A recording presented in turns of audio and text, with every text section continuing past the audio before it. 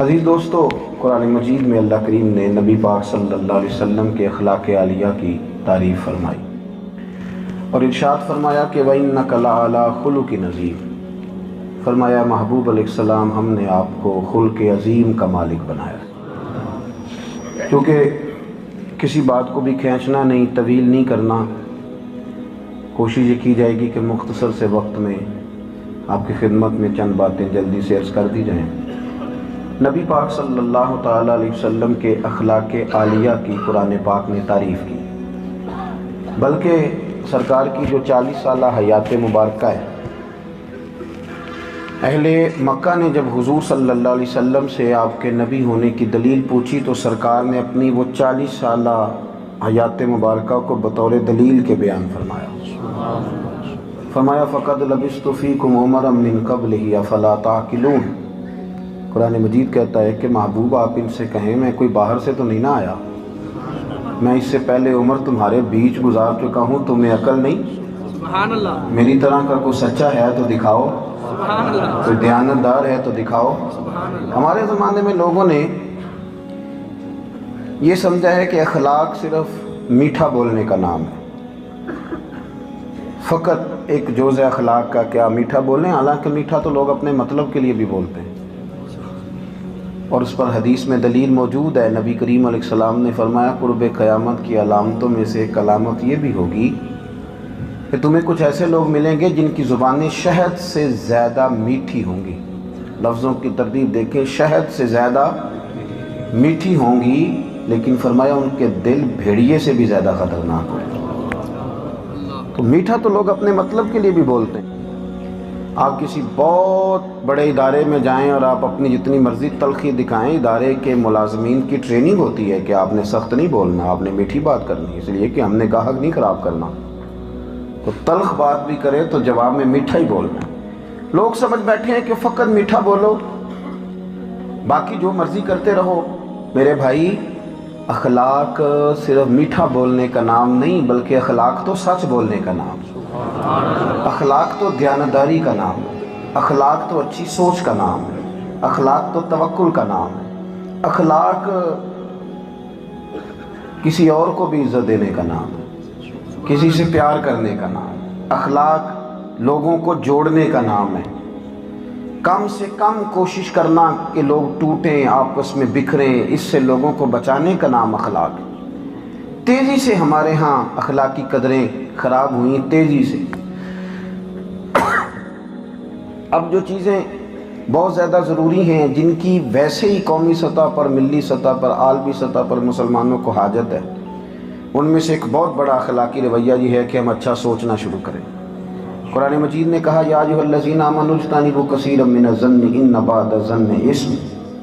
فرمایا ایمان والو، بہت ساری بدگمانیوں سے بچو، اس لیے کہ بعض گمان بھی گناہ ہے۔ بلا وجہ برا نہ سوچیں، بلا وجہ۔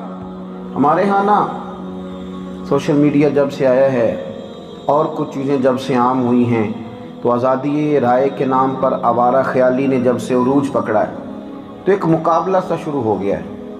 بجائے اس کے کہ غیروں سے لڑا جاتا، اہل حق کے اندر بھی ڈھیر سارا مجادلہ ہوتا ہے، بحث ہوتی ہے، بدگمانیاں، شرانگیزیاں، کسی کے خلاف کوئی بات بری سوچنا۔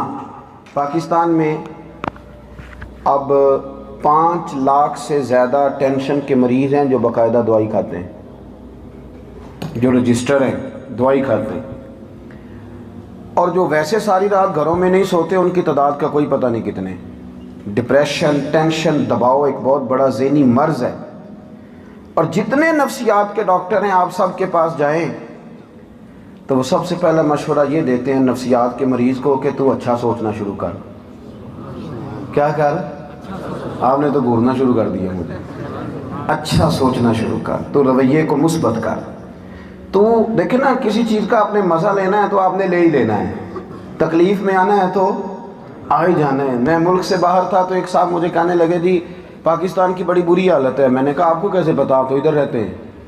جی ہم سنتے رہتے ہیں۔ میں نے کہا مثلاً مولوی معاذ اللہ خراب ہو گئے، مشائخ سارے بگڑ گئے، عوام کے اندر نفسا نفسی ہے، فلانی شے خراب ہو گئی۔ میں نے کہا یہ آپ غلط کہہ رہے ہیں، آپ نے اینک لگا لی ہے بدگمانی کی، تنقید کا ارادہ کر لیا ہے، اور ویسے بھی کچھ لوگ نفرتوں کو پھیلاتے ہیں۔ کسی نے کسی کی تعریف کر دی، اس نے کہا چھوڑو، تمہیں نہیں پتا مولوی سارے دکاندار ہیں۔ ہم نے بیج بویا، ہماری نئی نسل یہ سمجھنے لگی ہے کہ جس ملک میں ہم رہتے ہیں اس میں کوئی بندہ ٹھیک نہیں، ہم چوروں کے بیچ بستے ہیں، شاید ڈاکوؤں کے ساتھ ہمارا گزارا ہے، شاید ایک شخص بھی اچھا نہیں، نہ کوئی سیاسی لبادے میں، نہ کوئی مذہبی روپ میں، ہر شخص کو ہم نے ٹارگٹ کیا۔ میں نے ان سے کہا میرے عزیز، آپ کہتے ہیں مدارس اور علماء کچھ نہیں کر رہے، رمضان آتا ہے نا تو حافظ زیادہ ہوتے ہیں، مسجدیں تھوڑی ہوتی ہیں، سارے حافظوں کو جگہ نہیں ملتی قرآن مجید سنانے کے لیے۔ آپ کہتے ہیں مدارس کار کچھ نہیں رہے، مدارس نے تو آپ کی ضرورت سے زیادہ حافظ تیار کر دیے، انہوں نے تو زیادہ علماء تیار کر دیے۔ آپ کیسی بات کرتے ہیں؟ کس طرح آپ نے یہ سوچ لیا مشائخ کچھ نہیں کر رہے؟ جتنا تمہیں ذکر کا نور نظر آتا ہے، میلاد کی روشنی نظر آتی ہے، آراس مبارکہ کا کمال نظر آتا ہے، یہ مشائخ کی برکت سے نظر آتا ہے۔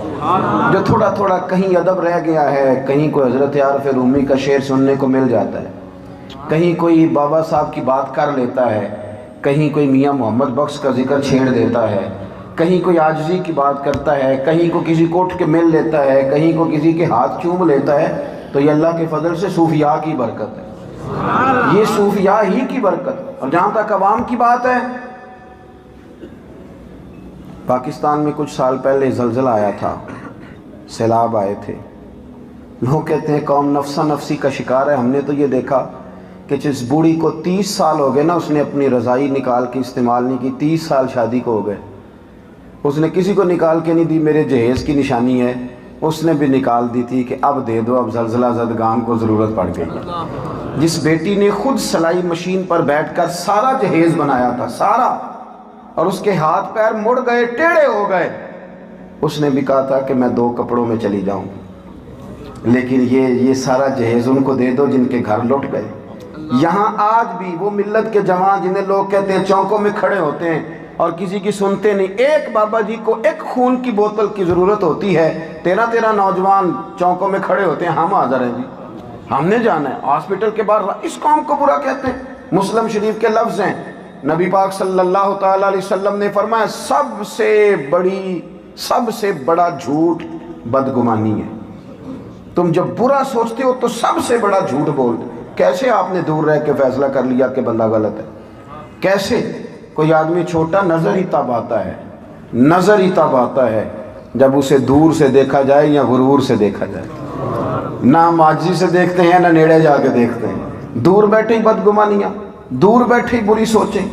اچھا گمان اپنی زندگی میں آپ سوچ لیں کہ لوگ اچھے ہیں، پھر یقین کریں آپ کو بڑا مزہ آئے گا۔ آپ کو زندگی میں بڑے بڑے میٹھے لوگ ملیں گے، با مروت لوگ ملیں گے، با وفا لوگ ملیں گے۔ اخلاق اگر آپ نے شروع کرنا ہے تو سب سے پہلے ذہن سازی کریں اور یہ بات لکھ لیں دل کی تختی پر کہ جب آپ اچھا سوچتے ہیں تو پہلا نفع یہ ہوتا ہے کہ رب آپ کے دل کو سکون عطا فرماتا ہے، اللہ آپ کو راحت دے۔